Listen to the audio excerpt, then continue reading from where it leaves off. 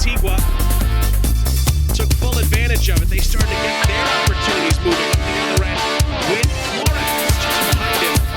The Santis feed, and then Santis would be involved again. Flipped towards him. He had to just keep his balance to keep the cross in play. And Espinosa taps it in to give Antigua the lead inside of 21 first half minutes. Jose Espinosa, right place, right time off the great Santis effort.